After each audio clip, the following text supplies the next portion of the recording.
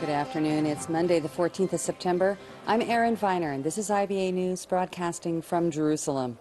Prime Minister Benjamin Netanyahu has called for an emergency meeting to be held at the end of the Rosh Hashanah holiday tomorrow night, aimed at combating what he referred to as the life-threatening wave of rock throwing by Palestinian terrorists.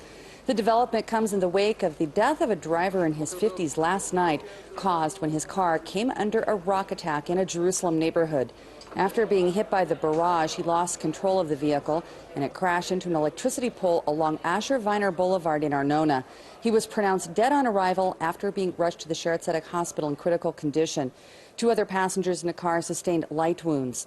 While preliminary evidence indicates that the fatality was caused by the attack, it's also being investigated whether the victim's medical condition might have played a factor. A gag order has been placed on releasing any further details of the investigation by the Jerusalem Magistrates Court. According to a statement issued by the Prime Minister's office this morning, Netanyahu intends to call for harsher punishments, the strict enforcement of the law, and other measures to combat the crime.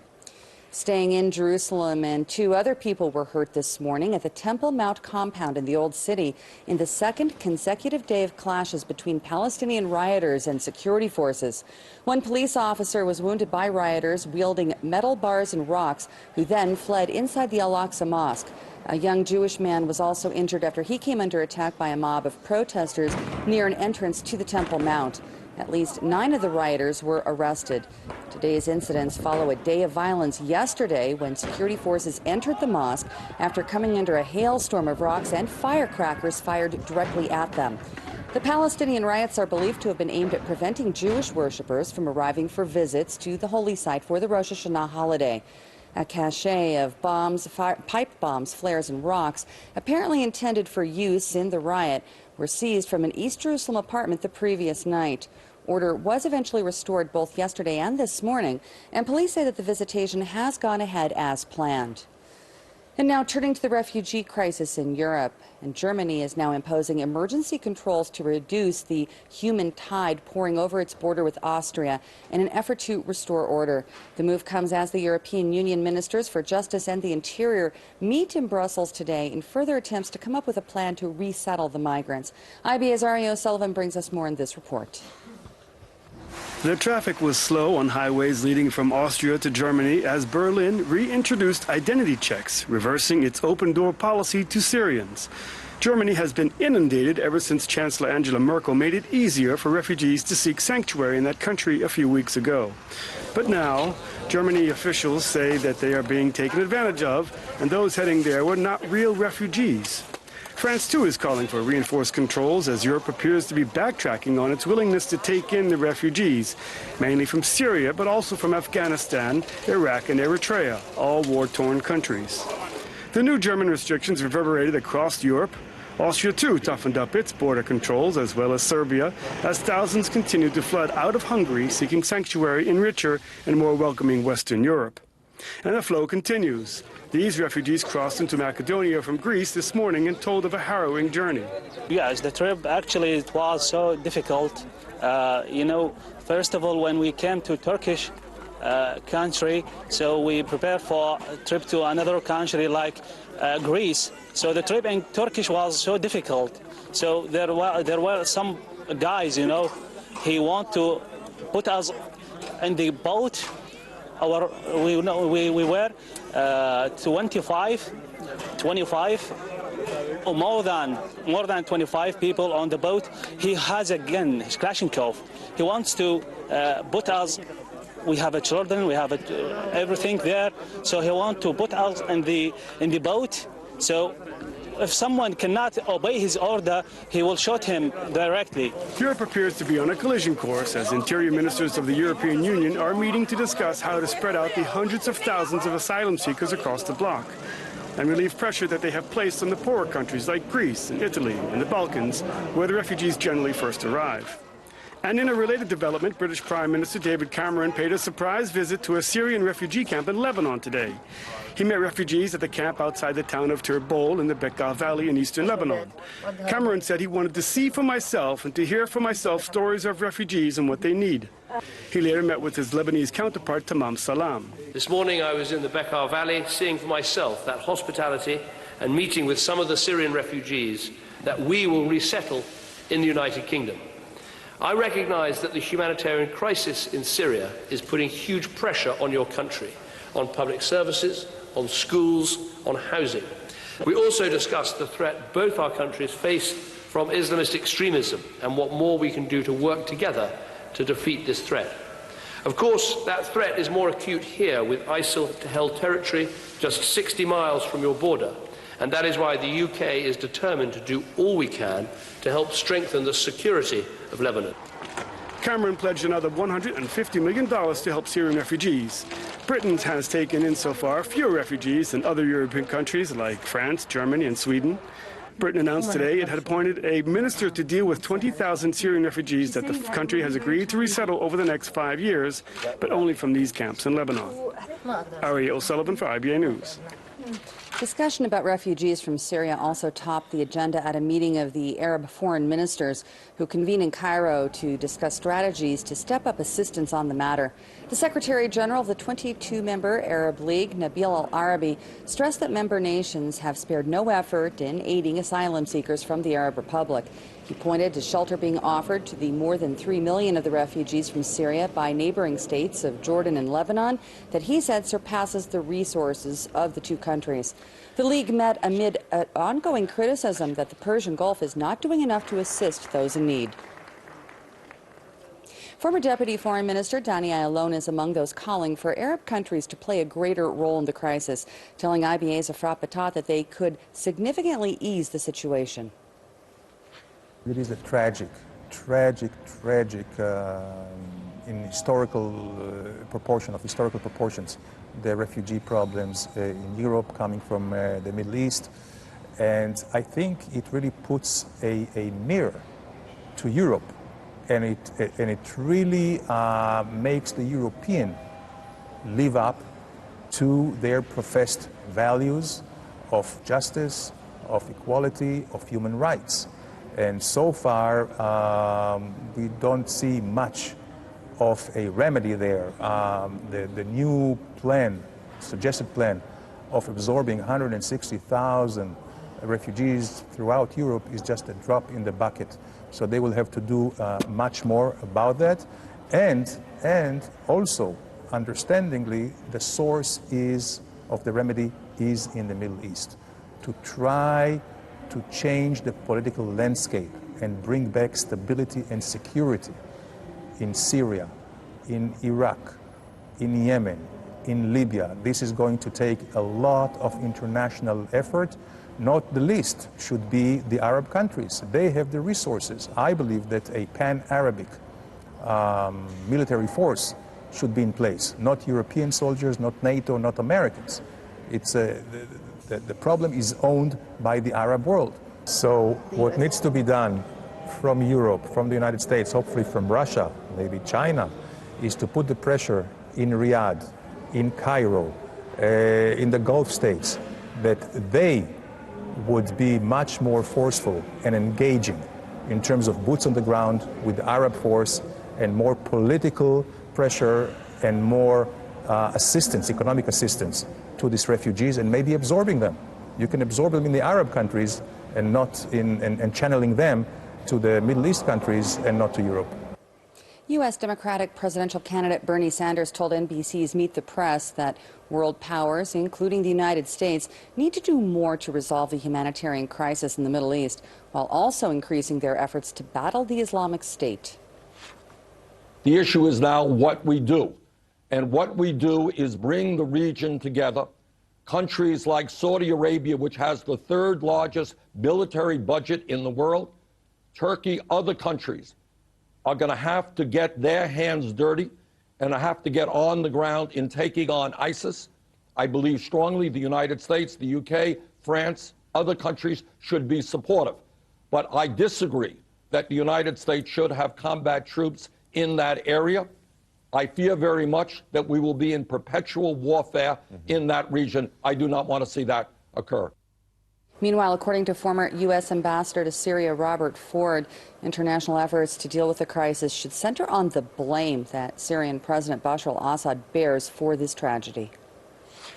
Well, I don't think we can throw up our hands and walk away. I mean, we've got United States pilots, U.S. Air Force pilots, doing combat missions now in places like Syria and Iraq. So we're in it. The question is, what do you do going forward? And I'd have 2 points on that. Number one, let's remember we just saw a spot on the refugees. The basic problem with the refugees is coming not from the Islamic State. It's coming from President Assad's brutality, dropping gas, dropping barrel explosives on civilian areas, and depopulated entire Syrian cities. Half of Syria is now displaced. Half of the Syrian population is no longer living in their homes. And I think the president and the administration needs to do two things going forward. Number one, they need to tell the Russians we want a political negotiation, but a serious political negotiation, not a sham negotiation, and not a negotiation for cosmetic changes to the brutal Assad government. And second, in order to get Assad to negotiate seriously, and he has refused to negotiate seriously, you've got to keep the military pressure on him. That's what the local opposition fighters in Syria, not Islamic State, but the others who accept a political negotiation, they need help. This is a war. They need military assistance. Turkey is giving some, Saudi Arabia is giving some, but there needs to be more help for them to keep pressure on Assad to get him to the table. In other regional news, at least 12 people were killed and 10 others injured in Egypt's southwestern desert bordering Libya when a group of Mexican tourists was mistakenly fired on by security forces. Officials at the Mexican Foreign Ministry say that at least 2 of the fatalities are from their nation, as well as others being treated for injuries at a Cairo hospital after the attack. Mexican President Enrique Peña Nieto posted a statement of condemnation on his Twitter feed this morning and demanded that a thorough investigation of the incident be held. Egypt's Interior Ministry is reporting that 4 cars carrying the tourists were fired on by a joint military police unit that was pursuing terrorist elements in the area. The Egyptian officials claimed that the safari convoy had wandered into a restricted area of the western desert and that the tour company involved not only failed to inform authorities of the route, but also lacked the necessary permits of even entering the area, which is popular among travelers, but also a known hotbed of insurgent activity. Following the Republicans' failure in the U.S. Senate to advance a vote against the Iranian nuclear deal, CNN took a poll on what the American public thinks about it, as we see in this report. We know from Democratic support in the Senate, the president will get his Iran nuclear deal. What do people think of that? As this debate has played out, support has actually gone up just a little bit. 47% in our poll say Congress should approve the nuclear deal. That's up from just a month ago when only 41% said that. Now, the president gets that because he had enough Democrats to block Republicans from rejecting the deal. But if the deal fails, if Iran cheats, look at this. 64% of Americans, that's a lot of Democrats as well as Republicans, think the United States should take military action if Iran cheats on that deal. Manu Raju, you've had some conversations with the Senate Majority Leader. Among them this past week, Republicans are frustrated. They can't block this deal. How much of an issue will it be in the 2016 campaign? Well, Mitch McConnell thinks it's going to be the defining issue, and not just Senate races and also the presidential race as well. The question is going to be, but he's also willing to concede that this is going to go into effect, the Iran nuclear agreement. And he's saying to us that, he said, look, this is going to be something we're going to have to debate on the campaign trail. This is something that the presidential candidates are going to have to look at, and then the next president can decide what to do. So it's going to be a matter of whether public opinion shifts on this and whether Republicans can stoke antipathy towards both the president and the Democrats handling of foreign policy. That's why if you watched the whip count to help the president develop over the last few weeks, it was really fascinating to see that, you know, folks who are from safe blue states were on board with this. It took someone like Barbara Mikulski, who was retiring, to sort of get to the point where it was the point of no return. And then suddenly you had all the guys who were up for re-election in 2016, or worse, 2018, when this deal will actually really be underway, finally make their final decision. Some of them went for it. Some of them even though he got his deal, I mean, it was a pretty low bar for the president to clear, and they twisted arms for months and months to get it through. So you know, they accomplished what they wanted to, but it shouldn't have been that difficult. During his annual Rosh Hashanah greeting to the public, Prime Minister Netanyahu appealed for greater Jewish unity in the new year. Shana tovah to all of you from our eternal capital, Jerusalem. Since last Rosh Hashanah, it's become evident to all but the most bigoted and prejudiced that Israel stands out like a beacon of progress, of modernity, of democracy and of human rights in a region plagued by fanaticism, by terror, by unbelievable savagery. I said it's become obvious to all but the most bigoted, yet we have those people who are leveling slanderous charges against the one and only Jewish state, the only democracy in the Middle East. And we have to repel those slanders. We do that together as we build our state because we're united, proud of our past, confident in our future. And I ask you in this Rosh Hashanah to join with all Israelis, with all the friends of Israel, with the Jewish people everywhere, in wishing for a better future for the world, for the Middle East, and most importantly, for the one and only Jewish state. Shana tovah. Despite his continued threats against the state of Israel, Iranian President Hassan Rouhani today sent out a Rosh Hashanah Twitter message to the Jewish people, reading, "May our shared Abrahamic roots deepen respect and bring peace and mutual understanding." He even concluded it with La Shana tovah, using the Hebrew words for Happy New Year. The comment was not posted on the Farsi version of Rouhani's account, suggesting that he intended to address the international community at a time when the nuclear deal that his nation signed with world powers faces ratification amid strong opposition. Rouhani posted a similar Rosh Hashanah greeting via Twitter in 2013, shortly after taking office, and Foreign Minister Mohammad Javad Zarif has also sent out similar messages of his own in recent years. The Jewish community in Iran dates back nearly 3,000 years, although most did flee after the 1979 Islamic Revolution, and now just 20,000 are believed to have remained behind. Here at home, an estimated 100,000 people enjoyed the Rosh Hashanah holiday in the great outdoors, visiting the country's parks and nature reserves. Water attractions in the north drew in the largest crowds, as many headed to the beach or to other popular spots such as Tel Dan, the Banyas, and the Ein Gedi Oasis in the Judean desert, all in attempts to cool off from the higher-than-normal temperatures that we've been enduring. Officials from the Jewish National Fund and the Nature and Parks Authority are predicting that even more nature lovers will hit the roads tomorrow on the second and last day of the Rosh Hashanah holiday. And now this gorgeous sight in the U.S. state of Ohio, where nature lovers are rushing to catch a glimpse of thousands of monarch butterflies settling at a park in the northeast city of Cleveland as a rest stop along their migration route to Mexico for the winter. The sight of the black and orange beauties fluttering in the trees and on the grounds, waiting for the sun to warm them up, is truly awe-inspiring and particularly poignant as the monarch population continues to decline. Those who are fortunate enough to see the natural beauty for themselves say that they are enjoying every moment. At the beginning of the summer, I saw 2 or 3, at different times, at different places.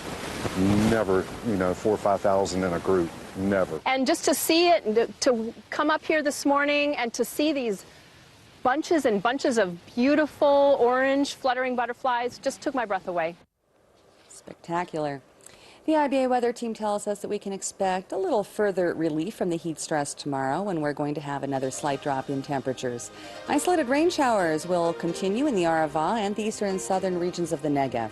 Here's the forecast at home and abroad over the next 24 hours.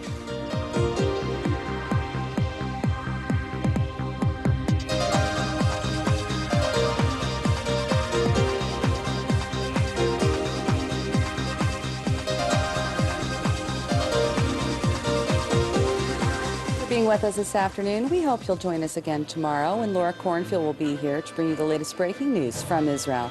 I'm Erin Viner, wishing you a great evening, Shana tovah, and shalom from Jerusalem.